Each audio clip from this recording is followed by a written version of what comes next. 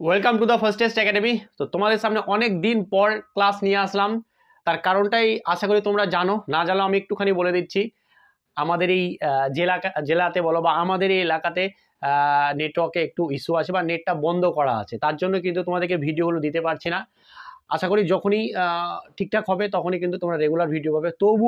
তবুও আমি কি করলাম যে ভিডিওগুলোকে রেকর্ড করে আমি বীরভূমে এসে একজনের মানে একটা আত্মীয়র বাড়িতে এসে কিন্তু তোমাদের জন্য ভিডিওগুলো আমি একটু দেওয়ার চেষ্টা করছি। হয়তো রেগুলার পারবো কিনা জানি না, বাট চেষ্টা করছি তোমাদেরকে এবার ভিডিওগুলো দেওয়ার। তো আজকে সন্ধ্যা 7টার সময় কিন্তু তোমরা পাচ্ছ যেটা রিজনিংয়ের টপ 10টা চ্যাপ্টার, যেটা অনেকে আমাকে কমেন্ট করে বলেছিল এসএসসি জিডির জন্য। তো 10টা চ্যাপ্টার যদি করতে পারো ভালো করে, তাহলে কিন্তু অনায়াসে তুমি 30+, সত্যি বলছি, 10টা চ্যাপ্টার যদি ভালোভাবে করতে পারো তাহলে কিন্তু তুমি 30+ কিন্তু মার্কস অনায়াসেই পেয়ে যাবে। মানে বলা যায় যে 15টা মিনিমাম কোশ্চেন পেয়ে যাবে এখান থেকে। তো 10টা চ্যাপ্টার বলি, চ্যাপ্টারগুলো অবশ্যই তোমরা ভালো করে নিবে। এবং আশা করি তোমরা বুঝতে পারছো যে প্রবলেমটা হচ্ছে বলে কিন্তু ক্লাসগুলো একটু ইরেগুলার হয়ে যাচ্ছে। বাট আমি চেষ্টা করবো আজ থেকে তোমাদেরকে ক্লাসগুলো, কালকে একটা তোমরা কিন্তু কালকে একটা ম্যাথের ক্লাস পাবে আশা করি। তারপর দিয়েও তোমাদেরকে একটা করে ক্লাস কিন্তু আমি দেওয়ার চেষ্টা চলছে, এবং আমি আপ্রাণ চেষ্টা করছি যে তোমাদের সঙ্গে প্রতিদিন জুড়ে থাকতে পারি। ঠিক আছে? ফেব্রুয়ারি মাসের 4 তারিখ থেকে পরীক্ষা শুরু হবে। তো টেনশন করো না, আমি কিন্তু তোমাদের যেটা কথা দিয়েছিলাম যে ম্যাথ সিলেবাস শেষ করে দেওয়া, সেটা কিন্তু আমি শেষ করে দেবো। ডিসেম্বরে একটা হাতে মাস আছে, মাসটা আছে, তো অবশ্যই আমি কিন্তু সিলেবাসটা শেষ করে দেবো। ঠিক আছে? তো চলো আজকে আমরা এই 10টা চ্যাপ্টার বলছি, চ্যাপ্টারগুলোকে খুব ভালো করে মনোযোগ সহকারে কমপ্লিট করে ফেলো, তাহলে কিন্তু রিজনিং নিয়ে আর টেনশন থাকবে না।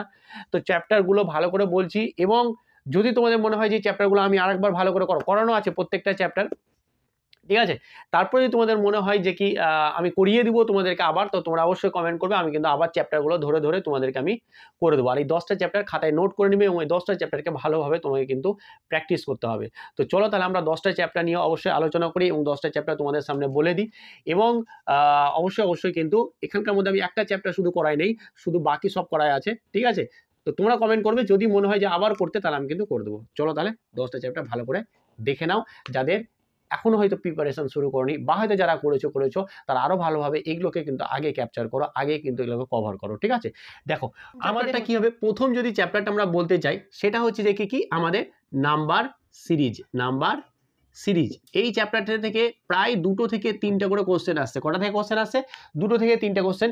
কেন বললাম 2 থেকে 3টে কোশ্চেন? কারণ এইখানে কিন্তু আমি মিসিং নাম্বারটাকেও ঢুকিয়ে দিচ্ছি, ভেবে নাও। কারণ নাম্বার সিরিজ যে পারবে সে কিন্তু মিসিং নাম্বারটাও পেরে যাচ্ছে। ঠিক আছে?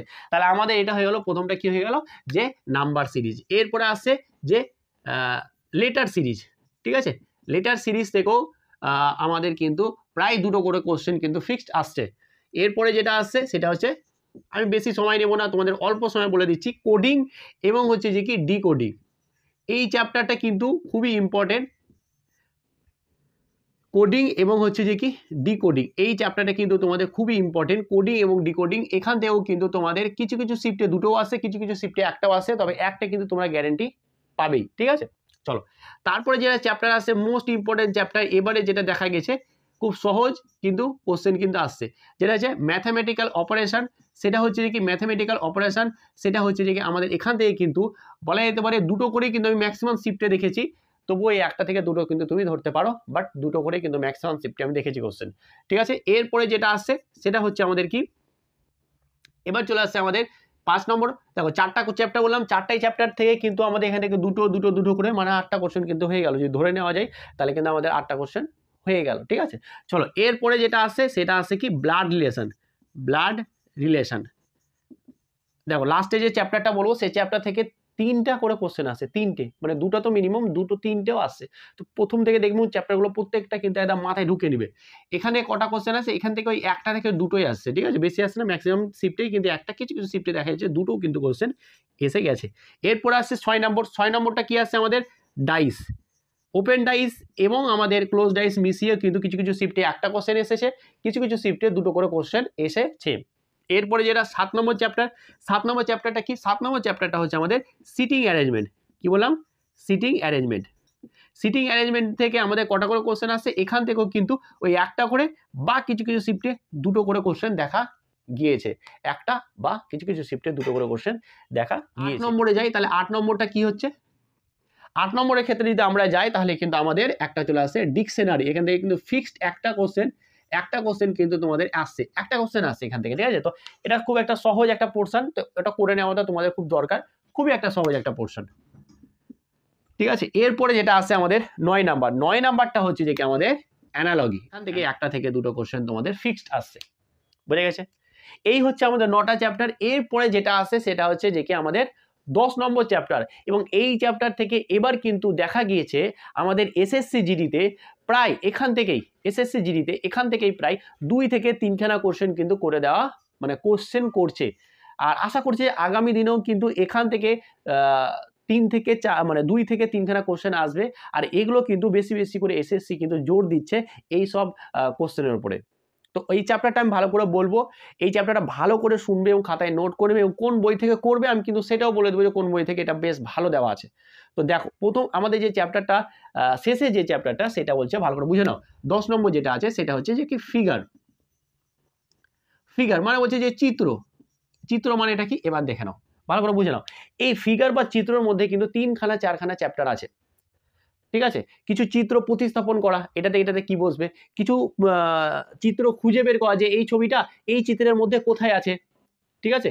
আর কাউন্টিং ফিগার, এই যে কটা ত্রিভুজ আছে, কটা চতুর্ভুজ আছে, এই টাইপের প্রশ্ন কিন্তু এসএসসি জিডিতে আমি আগেও দেখিনি 2022-এ যেটা হয়েছিল।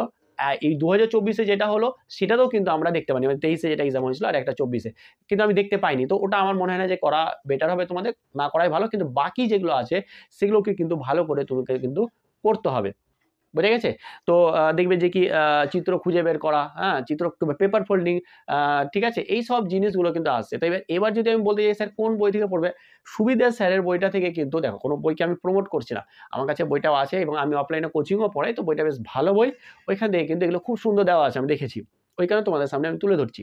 তো এই বইটাতে তুমি যদি ভালো করে পড়তে পারো, এখানে দেখবে যে লাস্টে দেখবে নন ভার্বাল বলে যে একটা পোর্শন আছে আমাদের রিজনিংয়ের, সেই জায়গাটাতে কিন্তু ওই তোমাদের ওই যেটা প্রতিবিম্ব, যেটা বলছে মিরর ইমেজ, ওই সব জায়গাগুলোতে কিন্তু চ্যাপ্টারগুলো আছে।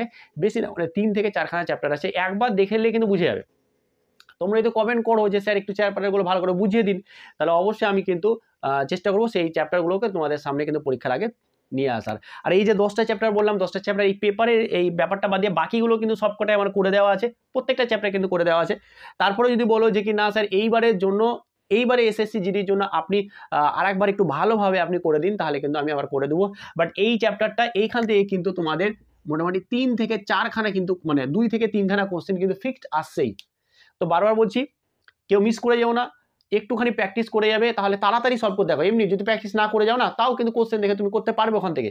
কিন্তু এই চ্যাপ্টারগুলো একবার তুমি দেখে যাও বাড়িতে, বা একটু যদি প্র্যাকটিস করে যাও না, তো তাড়াতাড়ি ধরতে পারবে, সময়টা ওখানে কম লাগবে। অনেকে রিজনিংয়েই সময়টা বেশি দিয়ে দেয়, আমাদের এসএসসি জিডি যতগুলো আমি অ্যাসপিরেন্ট দেখেছি, ম্যাথ রিজনিংয়ে বেশি সময় দিয়েছে, হিন্দিতে জিকে তো সময় লাগে না, দেখার পারা না পারা।